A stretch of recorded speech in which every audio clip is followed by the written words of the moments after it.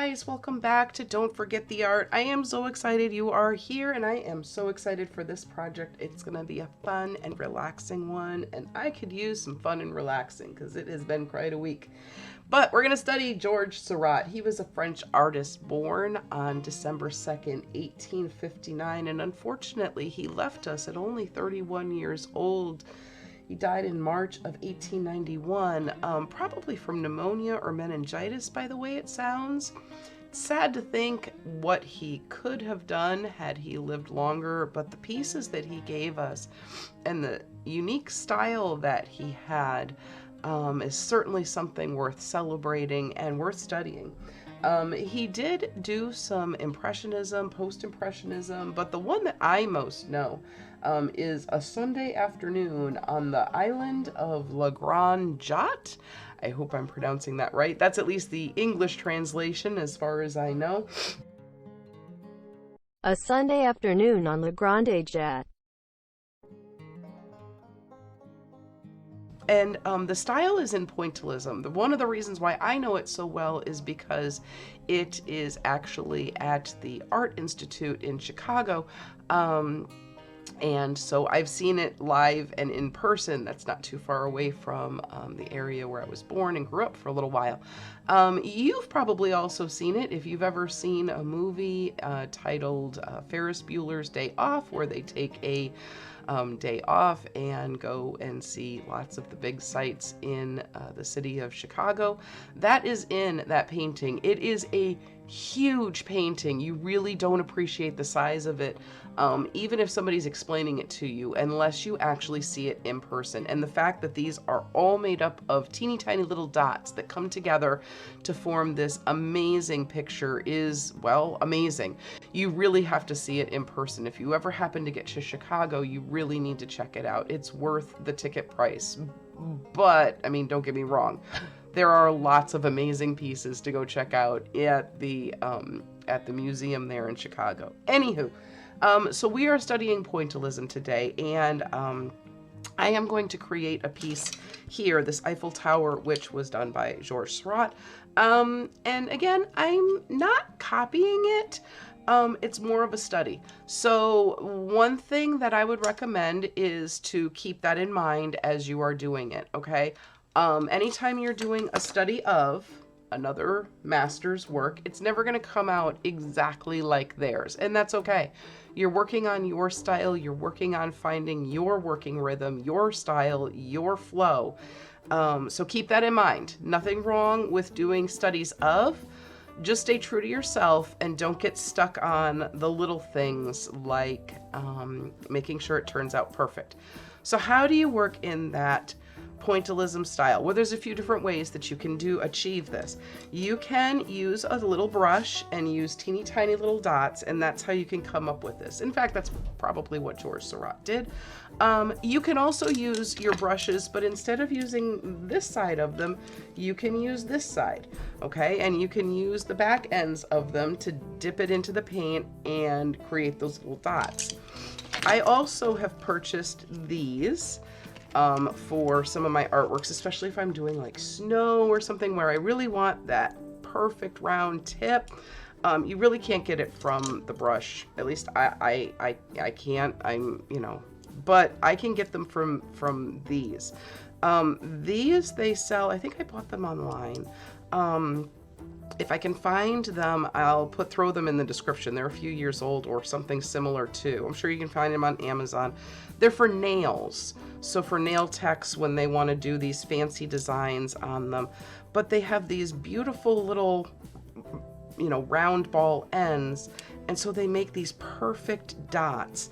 Now, if you want to get that perfect, I'm going to let you know it's going to take you a long time, to do that. I, on the other hand, am going to try something a little bit different.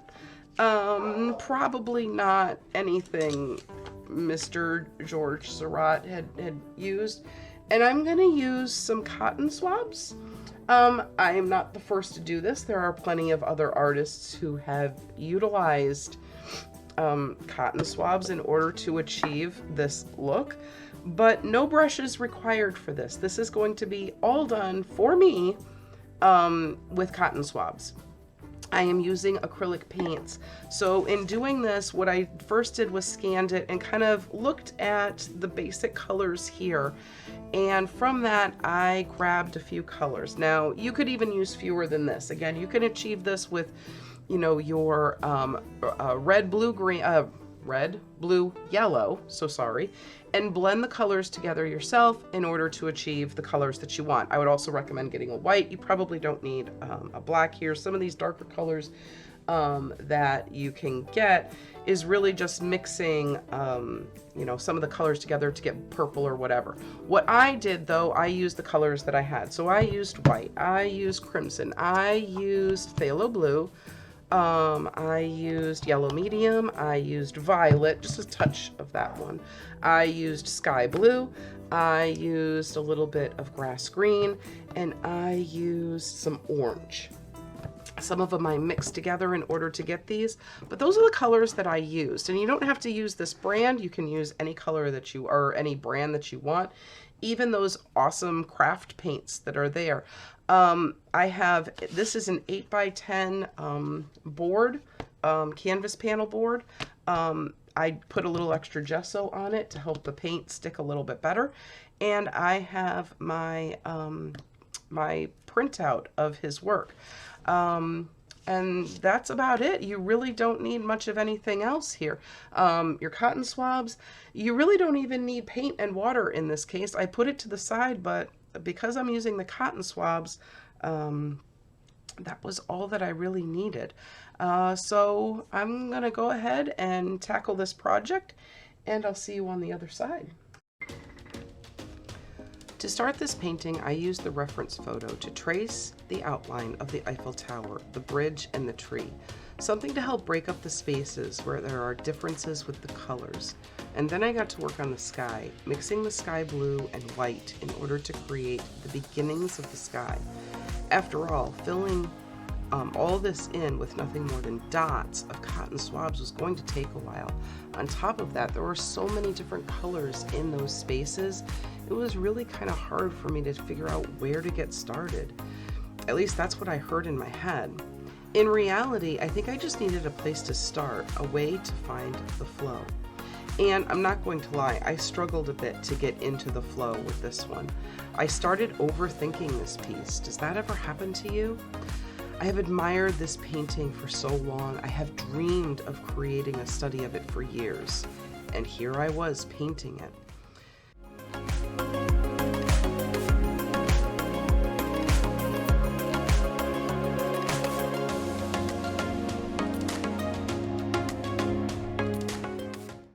I'm not sure if it was because the camera was on or not, but fear was starting to take over. After all, I am not George Seurat, am I? How in the world can I take his painting and attempt a pointillism study out of cotton swabs? What would he have thought? But then I started to focus on the colors, and boy, there are so many beautiful colors in here. It's one of the things I do like about George Seurat, as well as other impressionistic artists, is their use of the colors and using those in the shadows and the highlights instead of just going straight to white and black to create those colors in different shades of gray. They instead blend colors and use those to help with the highlights and the shadows.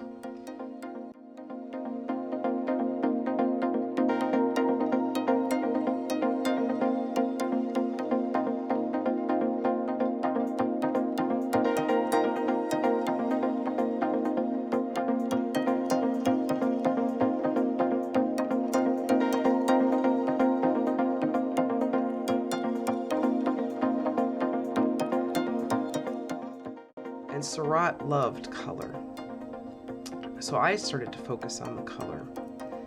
And he actually studied the masters and their works before him who loved color as much as I am studying Seurat now.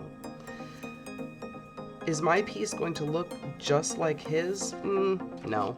And it's not supposed to. The point of studying the masters is not to make perfect recreations of their work. The point is to study what other great artists have done, and in the process of finding your own voice and your very own style. This is time to play. It's time to have fun. Time to spend time with other great artists before us, allowing us to be taught by them and their wisdom, even by simply studying their paintings from before them. Once I let go of fear, I found my flow. And in the end, I think I found a wonderful study of George Seurat's The Eiffel Tower. I really do like the way it turned out.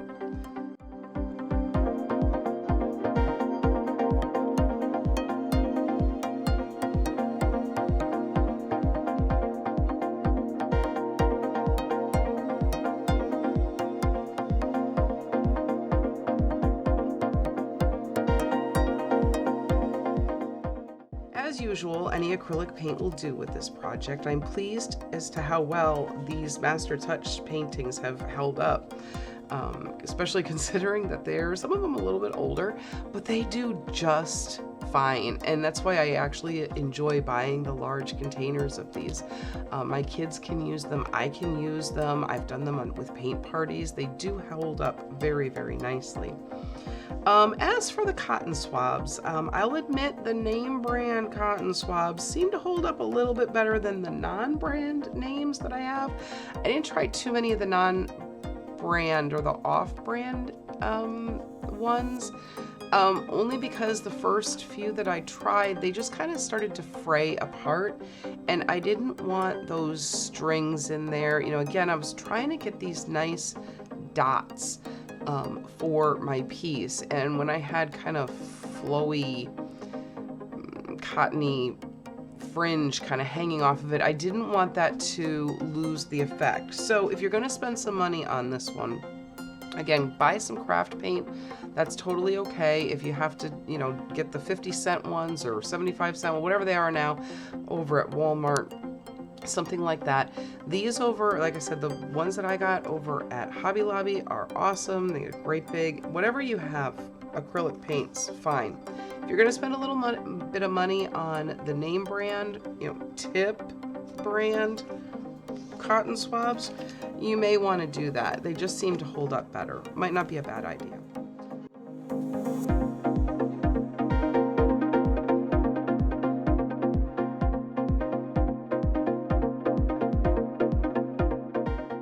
I do hope you try this project. It is a fun, wonderful, relaxing way to enjoy a different style of painting.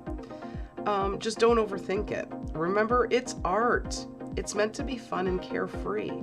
Not every piece will turn out a masterpiece, but you never know if this piece will until you create it.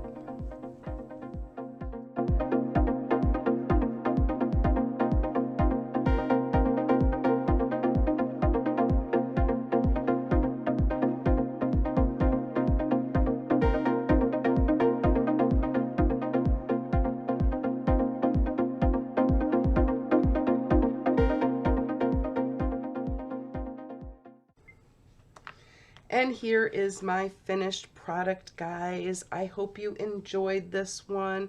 It really is fun and relaxing, especially when you get out of your own head. Just enjoy the process and enjoy that flow of the energy going. After, I'm pretty sure this is dry, I am going to sign this right down here. Now, you can certainly do your signing with paint if you would like. This is one of the Faber-Castell Pitt pens.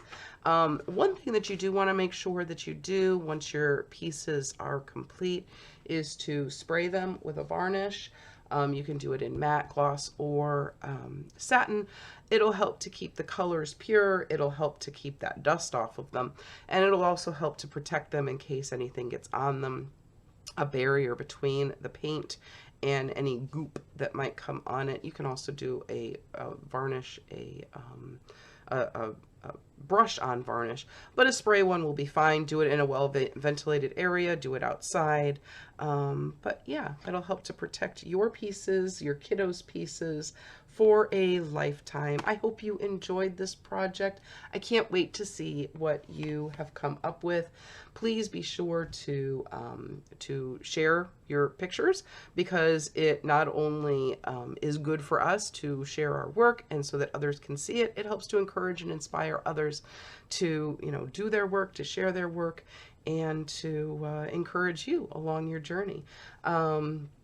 If you share it, you can find us over on the Facebook group at Don't Forget the Art. I am also over on Instagram, over there too. Don't Forget the Art. You can check me out on don'tforgettheart.com for the blog and more information there. Yeah, like, subscribe, and comment below. I think that's all the stuff I'm supposed to say. Anyway, guys, I hope you have fun doing this project. That's the most important thing. Go make some memories for yourself, with your kids. And happy arting, everyone.